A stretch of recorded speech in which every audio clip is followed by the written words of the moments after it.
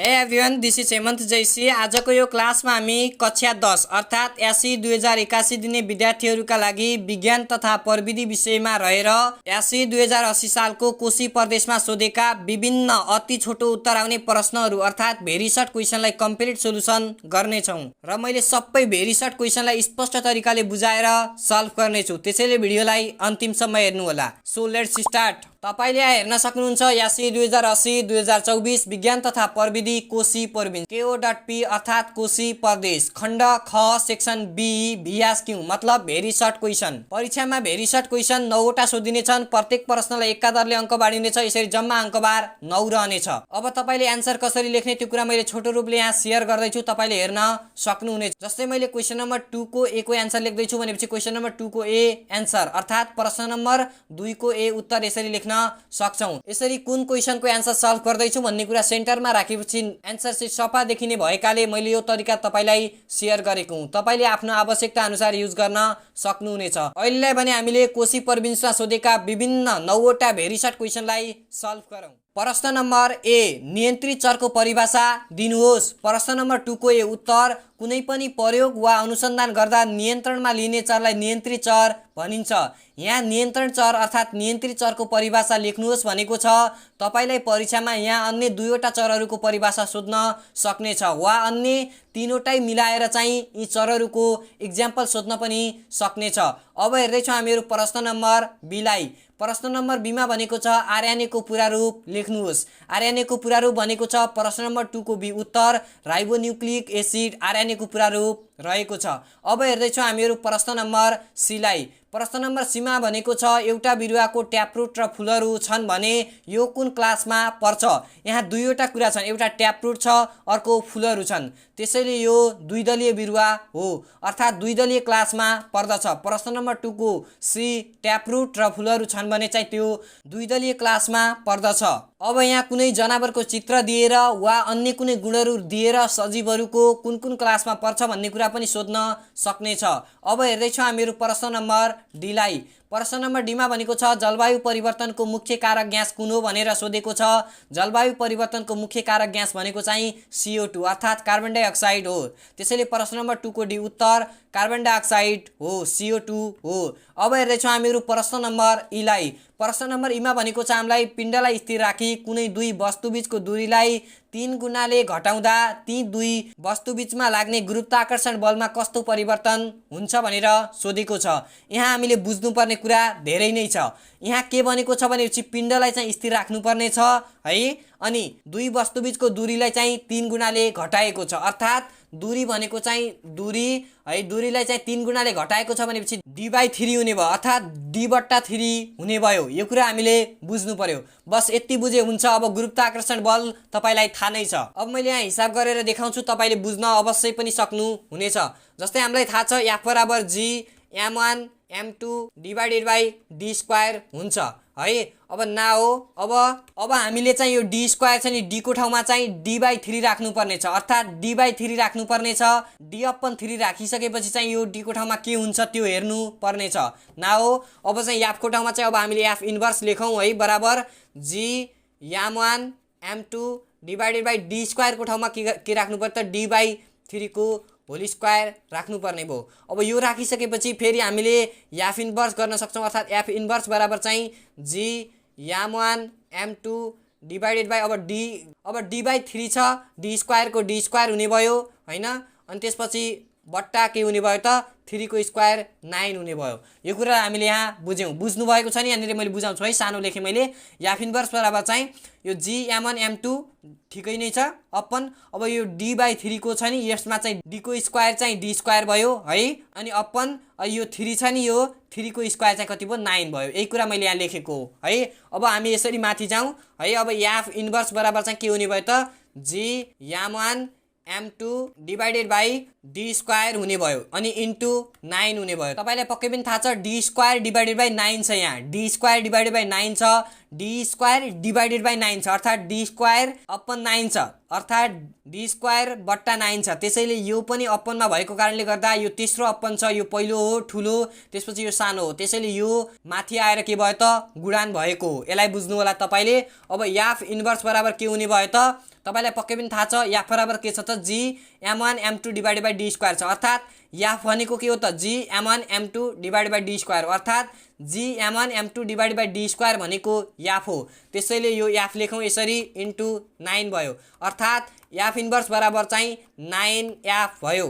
त्यसैले अब यहाँ के छ त पहिलेको बलभन्दा अर्थात् यो पहिलाको बल हो, यो भन्दा चाहिँ कति गुणा छ त 9 गुणा बढी भएको छ। के छ त 9 गुणा बढी छ अर्थात् ती दुई वस्तु बीचमा लाग्ने गुरुत्वाकर्षण नयाँ बल चाहिँ के हुने भयो त 9F अर्थात् 9 गुणा बढी हुने भयो। अब मैले यसलाई इलेज गरिदिएँ। अब तपाईलाई मैले यहाँ उत्तर लेखेर देखाउँछु। प्रश्न नम्बर 2 को यी उत्तर सुरुको बलभन्दा 9 गुणा बढी हुन्छ। यस प्रकार मैले स्पष्ट तरिकाले बुझाएको छु। फोर्स एन्ड मोसनबाट यस्तै टाइपको अर्थात् मोसन एन्ड फोर्सबाट यस्तै टाइपको एउटा क्वेसन सोध्ने छ। अब हेर्दैछौँ हामीहरू प्रश्न नम्बर याफलाई। प्रश्न नम्बर याफमा भनेको छ हामीलाई जडीबुटीले राष्ट्रको अर्थतन्त्रको वृद्धिको लागि कसरी टेवा पुर्याउँछ। प्रश्न नम्बर 2 को याफको उत्तर जडीबुटीको चिकित्सा क्षेत्रमा प्रयोग हुँदै अन्तर्राष्ट्रिय बजारमा निर्यात गर्नाले विदेशी मुद्रामा टेवा पुग्छ। अब हेर्दैछौँ हामीहरू प्रश्न नम्बर जीलाई। प्रश्न नम्बर जीमा भनेको छ हामीलाई तपाईको घरमा जडान गरिएको विद्युत 220 भोल्टको छ। तपाईसँग दुईवटा ट्रान्सफर्मर छन्, तीमध्ये एउटाको प्राइमरी कोइलमा फेराहरूको संख्या सेकेन्डरी कोइलमा भन्दा बढी छ भने अर्कोमा प्राइमरी कोइलमा फेराहरूको संख्या सेकेन्डरी कोइलमा भएको भन्दा कम छ। 12 भोल्टको रेडियो बजाउनका लागि तपाईले यी दुई मध्ये कुन ट्रान्सफर्मर छान्नुहुन्छ भनेको छ। अब तपाईले यहाँ बुझ्नुपर्ने कुरा चाहिँ तपाईको घरमा जडान गरिएको विद्युत चाहिँ 220 भोल्टको छ। यहाँ हामीले यति भोल्टको चाहिँ हाम्रो घरमा चाहिँ के छ त विद्युत जडान गरिएको छ। अब तपाईसँग दुईवटा चाहिँ ट्रान्सफर्मर छन्। थाहा छ दुईवटा transformer? Good, step down and step of transformer. यहाँ दुईवटा ट्रान्सफर्मर हामीलाई थाहा नै छन् है। तीमध्ये चाहिँ एउटाको चाहिँ प्राइमरी कोइलमा फेराहरूको संख्या सेकेन्डरी कोइलमा भन्दा बढी छ। एउटाको बढी छ भने अर्कोमा चाहिँ प्राइमरी कोइलमा फेराहरूको संख्या सेकेन्डरी कोइलमा भन्दा कम छ। एउटामा चाहिँ प्राइमरी कोइलमा फेराहरूको संख्या सेकेन्डरी कोइलको भन्दा बढी छ, अर्कोमा चाहिँ प्राइमरी कोइलमा फेराहरूको संख्या सेकेन्डरी कोइलको भन्दा कम छ। अब यी दुईवटा कन्डिसन छन्।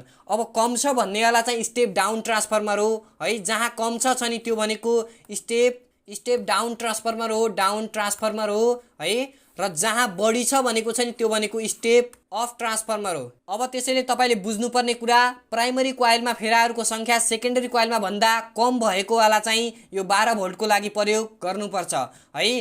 त्यसैले अब यहाँ के हुने भयो त स्टेप डाउन ट्रान्सफर्मरको युज हुने भयो। स्टेप डाउन ट्रान्सफर्मर अर्थात् प्राइमरी फन्का सेकेन्डरी फन्का भन्दा कम छ त्यसैले है। अर्थात् प्रश्न नम्बर 2 को जी मैले यसलाई इलेज गरिदिएँ है। प्रश्न नम्बर 2 को जी को उत्तर स्टेप डाउन ट्रान्सफर्मर अर्थात् प्राइमरी फन्का भन्दा सेकेन्डरी फन्का कम भएको प्रयोग गर्छु। यहाँ चाहिँ स्टेप डाउन ट्रान्सफर्मर प्रयोग हुने भयो। यस प्रकारले हामीले यो क्वेसनको उत्तर लेखेका छौँ। यो इलेक्ट्रिसिटी एन्ड म्याग्नेटिजमबाट सोधिएको क्वेसन हो। यहाँ क्वेसनमा धेरै नै घुमाएको छ। यदि तपाईले राम्रोसँग क्वेसन बुझ्नु भएन भने पढेर वा मैले अगाडि के भने त्यसलाई सम्झिनु होला। र इलेक्ट्रिसिटी एन्ड म्याग्नेटिजमबाट यस्तै प्रकारको एउटा क्वेसन आउने छ। यो क्वेसन निकै अप्ठ्यारो हुन्छ अर्थात् इलेक्ट्रिसिटी एन्ड म्याग्नेटिजमबाट आउने क्वेसन निकै अप्ठ्यारो हुन्छ र एमसीक्यूबाट पनि यहाँबाट सोध्ने एमसीक्यू पनि अप्ठ्यारो हुन्छ। त्यसैले this is very important for SC examination. यो अन्तिमतिर सोध्छ एमसीक्यू र भेरी सर्ट क्वेसनको। त्यसैले यसलाई भने तपाईले तयारी गर्न सक्नुहुनेछ। अब हेर्दैछौँ हामी प्रश्न नम्बर एचलाई। प्रश्न नम्बर एचमा भनेको छ तल तालिकामा दिएका पारमाणविक संरचनाको आधारमा ती तत्त्वबीच रासायनिक प्रतिक्रिया हुँदा बन्ने यौगिकको आणविक सूत्र लेख्नुहोस्। अब हामीलाई यहाँ के सोधेको छ भनेपछि यहाँ दुईवटा चाहिँ एटोमिक स्ट्रक्चर भएका दुईवटा एलिमेन्टहरू राखिएको छ है। अनि यिनीहरू बीच चाहिँ केमिकल रियाक्सन भयो भने अर्थात् रासायनिक प्रतिक्रिया भयो भने बन्ने यौगिकको चाहिँ हामीले आणविक सूत्र है मोलिकुलर फर्मुला चाहिँ हामीले लेख्नु पर्ने छ। अब यहाँ तीनवटा इलेक्ट्रोन छन् है, एउटा दुईटा 3वटा छन्, त्यसैले यो 3वटा भएपछि लिथियम भयो। अनि त्यसपछि अर्को यहाँ तत्त्व छ अर्थात् अर्को एलिमेन्ट छ। यहाँ हेरौँ यहाँ कतिवटा छन्, 1 2 3 4 5 6 7 8 9 छन्। 9 भनेपछि यहाँ फ्लोरिन भयो याफ है। अब यी 2वटा तत्त्व हामीले यसरी पत्ता लगाएर सकेका छौँ। अब लिथियम र फ्लोरिन बीच चाहिँ हामीले के गर्नु पर्यो त, केमिकल रियाक्सन गर्नु पर्यो अर्थात् रासायनिक प्रतिक्रिया गर्नु पर्यो अर्थात् रियाक्सन हुनु पर्यो यी दुईटा बीच।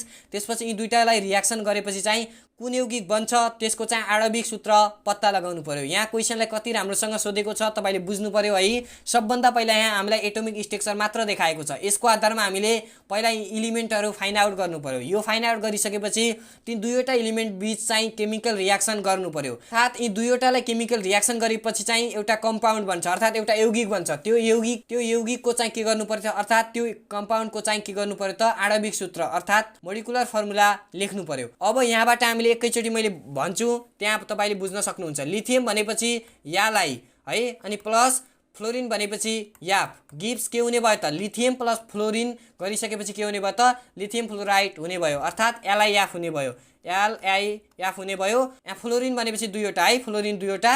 अब त्यसपछि यहाँ फ्लोरिन 2वटा छन्, लिथियम एउटा मात्र छ है, त्यसैले यहाँ पनि 2वटा थपौँ, यहाँ पनि 2वटा थपौँ अर्थात् 2Li plus F2 gives 2LiF भनेर यसरी मैले लेखेँ। अब यो लिथियम फ्लोराइड भन्ने कुरा चाहिँ तपाईले बुझ्नुभयो अर्थात् यो भन्ने कुरा बुझ्नुभयो, यति नै भए पुग्छ।